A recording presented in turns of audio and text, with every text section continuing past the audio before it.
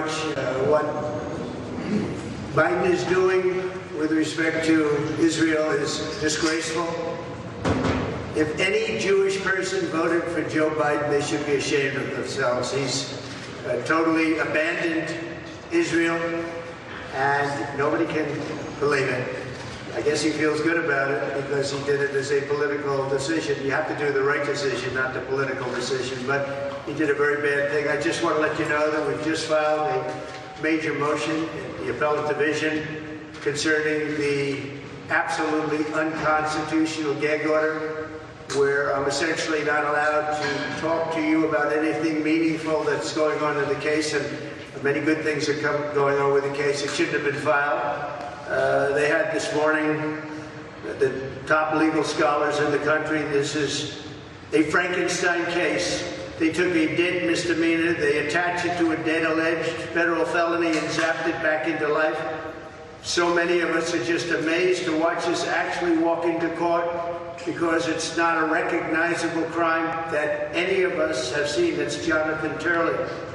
I've been doing this for 60 years and I don't understand what crime he's been charged with. Nobody understands this.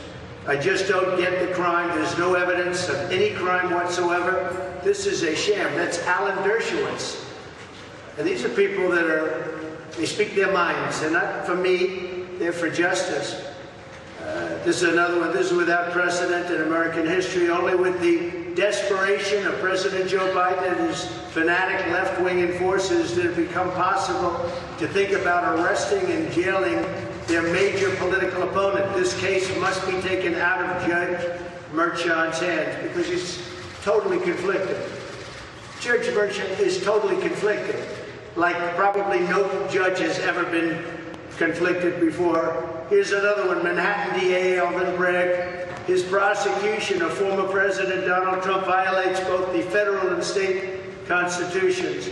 This is a prosecutor making it up as he goes along. Due process worthy of the names does not tolerate that. So these are statements. This is Andrew McCarthy made that statement, highly respected.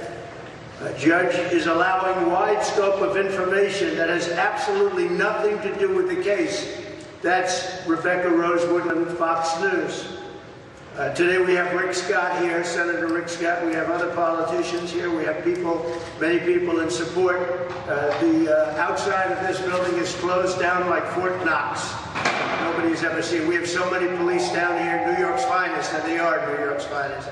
They're just told what to do, but they don't have them at Columbia. They don't have them at NYU or any other places. This is like an armed camp down here, and you have nothing to worry about. Believe me, your problem is from the left, it's not from the right. Big problem from the left. It's from within our country. That's a bigger, in my opinion, a bigger danger than China or Russia. You have it from the outside and you have it from within. From within is a bigger danger to our country, and it's from the left, not from the right. But Rick Scott's here, and he said you can't go after political persecutions. This is a shame. This should not be happening in our country.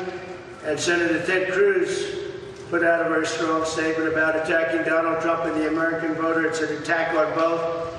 This is purely and simply election interference. There is no case.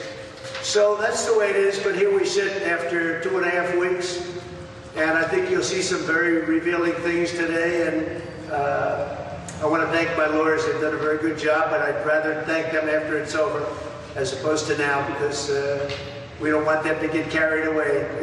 There's no case. Should have never been brought. Alvin Bragg didn't want to bring it. Cy Vance didn't want to bring it, and he didn't. He left. He didn't bring it. Everybody's looked at it. Southern District didn't bring it.